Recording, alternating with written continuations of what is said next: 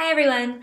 Last week, when I was celebrating Thanksgiving with my family, I realized that there are a few traditions associated with that holiday that we do here in the US that people elsewhere might find a bit odd.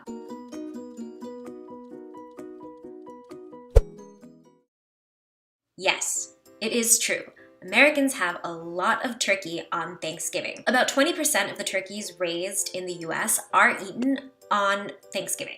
Turkeys also have a symbolic meaning, being native to the US. The Pilgrims did eat game birds like turkey, and many of our founding fathers liked turkey as well. Benjamin Franklin was so partial to this bird that he wanted the turkey to be the national symbol of the US instead of the bald eagle. We also have Sarah Josepha Hale and Charles Dickens to thank for its increase in popularity. Sarah Josepha Hale was a New England writer and editor who wrote letters to presidents for years, campaigning to make Thanksgiving a national holiday, finally succeeding when Abraham Lincoln made it one in 1863. She also wrote a book called Northwood, where she describes a Thanksgiving feast, emphasizing on the turkey, and even included a turkey and pumpkin pie recipe in the book. In Charles Dickens' A Christmas Carol, the main character, Scrooge, presents his overworked clerk with a turkey as a holiday gift at the end of the story.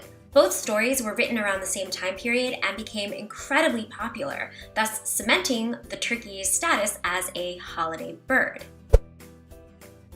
Okay, so this one is a bit bizarre. So every year, the president is presented with a turkey by the National Turkey Federation. Yes, that is a thing. He grants the turkey a reprieve or a pardon, and instead of being eaten, the turkey is sent to live out the rest of its days on a farm. The president still eats a turkey on Thanksgiving, so it's really just for show. So how did this become a tradition? Well, in 1947, President Truman initiated a voluntary rationing called Eggless and Poultryless Thursday. Needless to say, the poultry and dairy business weren't too happy about it, particularly because Christmas, Thanksgiving, and New Year's all fell on the same day that year. They ended up reaching an accord and the turkey rationing was discontinued. As a thank you, the National Turkey Federation presented the president with a bird, and that tradition continued throughout the years.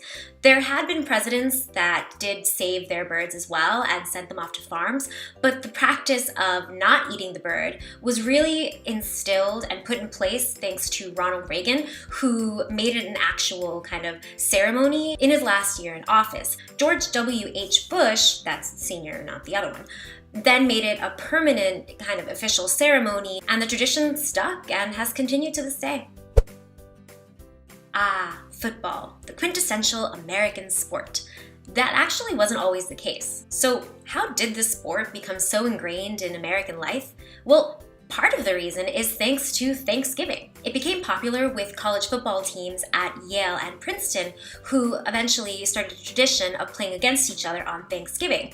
It then spread to other universities, and then later when it became more popular, many associations and leagues started to have their annual game as well. In 1934, the owner of the Detroit Lions wanted to spread football to a larger audience. Lucky for him, he owned a local radio station, which was an affiliate to the larger broadcasting corporation, NBC. He was able to negotiate a deal with them for a game between the Detroit Lions and the Chicago Bears, which was then broadcast live on Thanksgiving, thus helping to popularize the tradition of a Thanksgiving football game and the sport itself nationwide.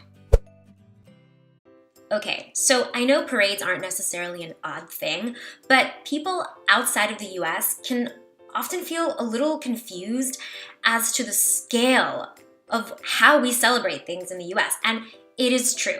Americans love spectacles, and if we can celebrate big, we will. So it should come as no surprise that the Macy's Thanksgiving Parade is the largest parade in the world. Over 200,000 people line up every year to watch the 3-hour procession, which ends at the Macy's flagship store on 34th Street and includes a cotillion of bands, live music, Broadway performances. It's estimated that the 2017 parade cost somewhere between $11.6 to $13.4 million.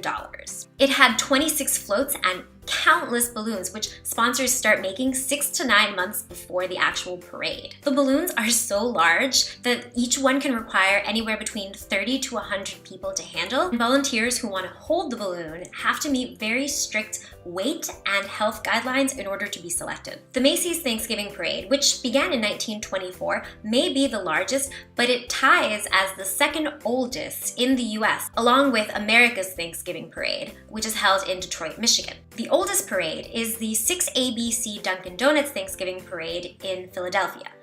I know, the name.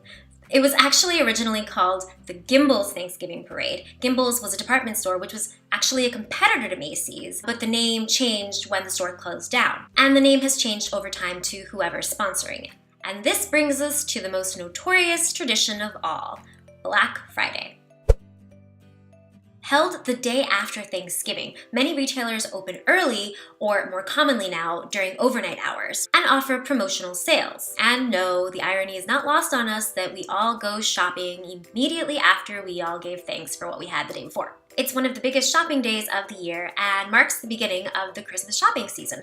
So why is it called Black Friday? Well, the term was used sporadically throughout the mid-20th century around the holiday season because of how busy traffic and shopping got around that time, and then later caught on. However, over the years, some businesses didn't like the negative connotation associated with the term Black Friday, so they offered a backstory. Traditionally, when retailers checked their books, red ink would indicate negative amounts and black ink positive. So under this, Black Friday marks the beginning of the period where retailers will start making a profit and thus no longer be in the red. Nowadays, we also have Cyber Monday, which began in 2005 with the e-commerce community as a way to entice people to start shopping online. Online retailers like Amazon.com have tried to introduce Black Friday and Cyber Monday globally, where it has been largely successful because, sales.